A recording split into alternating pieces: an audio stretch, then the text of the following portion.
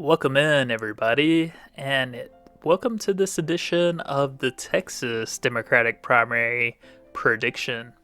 I have done California so far, and I'm going to kind of follow that same type of method as far as how I'm getting to my predictions. So take a look at the California one and the Texas one now, and it'll make a lot more sense to you.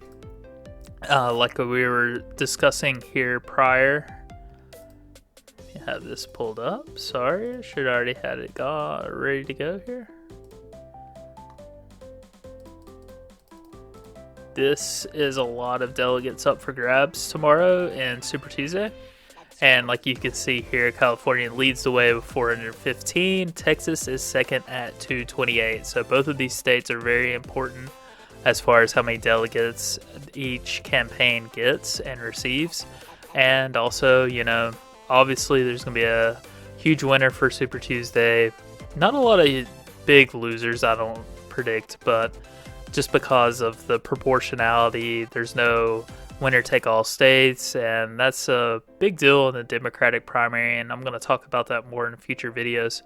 But let's go ahead and break down the Texas, how I see this faring. And here is the polling data from Texas, which I have pulled. Let me see if I can get this pulled over for you. I have pulled this from the wiki page. And the aggregate polling data here you will see on the next calculation spreadsheet I have here. So let me go ahead and dive into these numbers. You see here Bernie Sanders pretty much leading the way. Biden did actually lead first part of January in a few key polls, but right here, first part of February, you see Bernie Sanders takes over and leads pretty much all the way till the most latest poll. Biden did kind of wrestle here in the middle, take it back, but it's been a pretty close fight between Biden and Bernie Sanders in this state. So it's going to be interesting to see how this fares. Now, we do see here Michael Bloomberg and Elizabeth Warren really close to that 15% mark. If you get over 15% in most states, you are allocated delegates. So that is key and crucial to each campaign. Like we talked about in the previous video, Pete Buttigieg and Amy Klobuchar are done. Their campaigns are suspended. So they were pretty, as far as in Texas, pretty lacking in the polls here. But somebody is going to pull up that, somebody is going to pull in their points, obviously, from Super Tuesday, from the Texas voters. And that is what I'm going to try to calculate here on this slide. Try to make sense to this.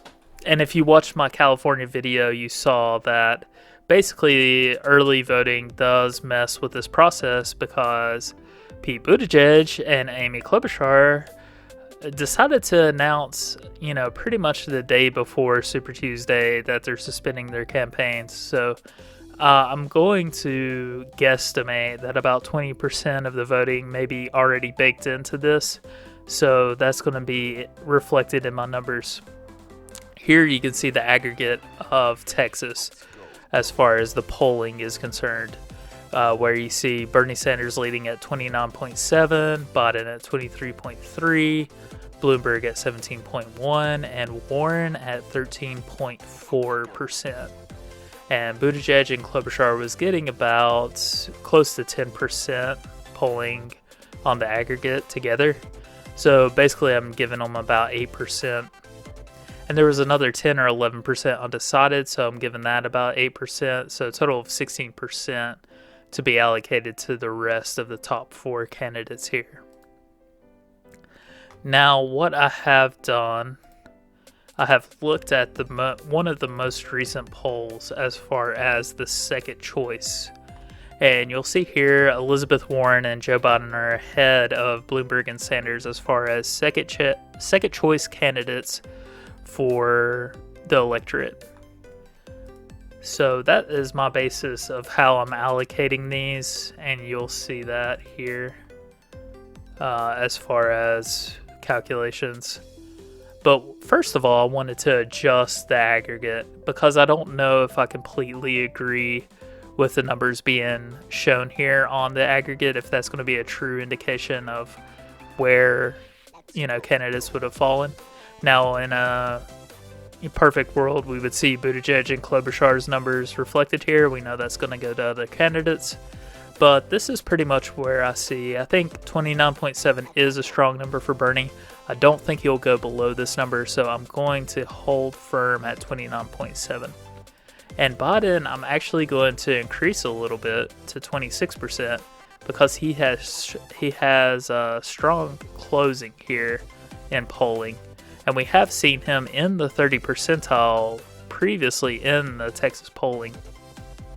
So for that reason, and a strong showing in South Carolina, I think a lot more positivity, optimism for his campaign will be reflected here in this electorate. So my basis for Joe Biden has a floor of 26%. Warren, I'm going to keep at 13.4 for now. We're going to see that she's going to draw some of that support away from Buttigieg and Klobuchar. Some of those supporters may land in the Warren camp. So that is why I'm keeping her at 13.4. Now, it is very dangerous to give her a lot here because we know that voters are thinking of electability and also who's going to be standing in Milwaukee at the end of all of this. Bernie and Biden seem a little bit more favorable as far as being there in Milwaukee. So that's one thing that is very difficult to project is people's support and, people voting for a candidate thinking that they'll be there in the long run. If everybody just voted for their favorite candidate, I think we would have different results, but people change their minds, change candidates as far as who has the most ability or electability to be there to be the candidate of the Democratic Party. So, I have adjusted this and boosted each proportional. I think Bernie will come in about 32.4. I do believe he'll get above 30% of the votes. But I also think Biden could get close to 30%. I think this is going to be very close for both. I don't think as far as the delegates are concerned, it's going to be that big of a deal, big of a wide margin here. And that's what makes it very difficult to break away in this Democratic primary race. So for that reason, I'm going to give Bernie the win in Texas, but I don't think Biden is a big loser here. I think he does show well, and I think he does gain a good amount of delegates. The two questions I have is if Warren and Bloomberg both can get to the 15 percentile mark or not.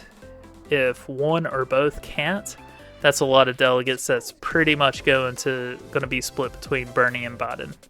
About 70 delegates. That's, an average state has about 70, So that's a good amount of delegates that could be split. Right now, I'm going to get them above that 15% threshold, but I totally could see them falling short of that due to, people's perception if they could actually get elected and that sort of thing. So that's the biggest question mark coming into Super Tuesday is people voting, which pathway, which frame of mind are people voting. If it stays true to the polls, we'll see this.